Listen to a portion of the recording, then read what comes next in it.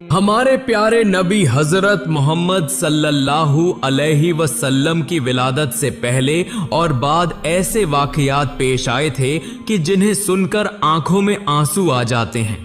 इस वक्त पूरा अरब अंधेरों में डूबा हुआ था।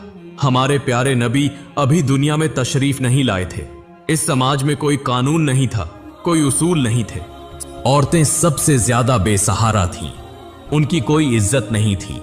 उन्हें इंसान नहीं बल्कि सामान की तरह देखा जाता था। बाजारों में औरतों की खरीद फरोख्त होती थी। समाज गंदगी और फहाशी से भरा हुआ था और औरतों पर जुल्म और सितम जारी था। सिर्फ यही नहीं, अगर किसी के घर बेटी पैदा होती तो वह अपनी ही बेटी को सहारा में ले जाकर खामोशी से रेत के नीचे एक मासूम जान को जिंदा दफन कर देता था। इसी तरह जुल्म, जबर और गंदगी के साथ अरब समाज चल रहा था। एक तवील इंतजार के बाद कई साल गुजर गए। वक्त आ पहुंचा था 570 ईस्वी का, जब हमारे प्यारे नबी हजरत मोहम्मद सल्लल्लाहु अलैहि वसल्लम अपनी वालिदा हजरत आमिना रजियल्लाहु अन्हा के पाक रहम में थे। दूसरी तरफ यमन का हाकिम अब्रहा इतना ताकतवर था कि उसके खौफ से कोई उसके खिलाफ बोलने की हिम्मत नहीं करता था। वह गैर मुस्लिम, जालिम, संगदिल और मुतकब्बिर हाकिम था। इक्तिदार के नशे में वह अंधा हो चुका था। जुल्म ही उसकी पहचान थी। इधर बैतुल्लाह की निगरानी की जिम्मेदारी हमारे नबी सल्लल्लाहु अलैहि वसल्लम के दादा अब्दुल मुत्तलिब के पास थी।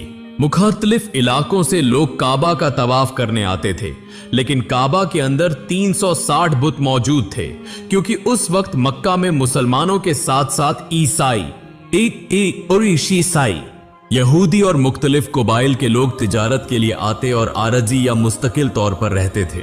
इनमें काफिरों और मुशरिकों की तादाद ज्यादा होने की वजह से उनका जोर और रसूख भी ज्यादा था। लोग तो थे मगर हिदायत नहीं थी।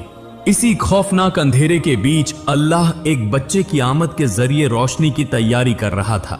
वह बच्चा मोहम्मद सल्लल्लाहु अलैहि वसल्लम होगा, जो पूरी कायनात के लिए रहमत बनकर आएगा। जुल्म टूट जाएगा, औरत इज्जत पाएगी, बेटी को जीने का हक मिलेगा और इंसानियत फिर से सर उठाकर खड़ी हो जाएगी। अचानक एक दिन मक्का का आसमान लरज उठा। ज़हरा का सीना चीरते हुए, गर्दो गुबार उद्दाते हुए अब्रहा का अजीम हाथी लश्कर मक्का की तरफ बढ़ने लगा। आम लोग खौफ के मारे अपने घर बार छोड़ कर भागने लगे, क्योंकि उनके पास इस लश्कर का मुकाबला करने की कोई ताकत न थी। जिनके सामने वह आए उन पर जुल्म किया गया, यहां तक कि नबी सल्लल्लाहु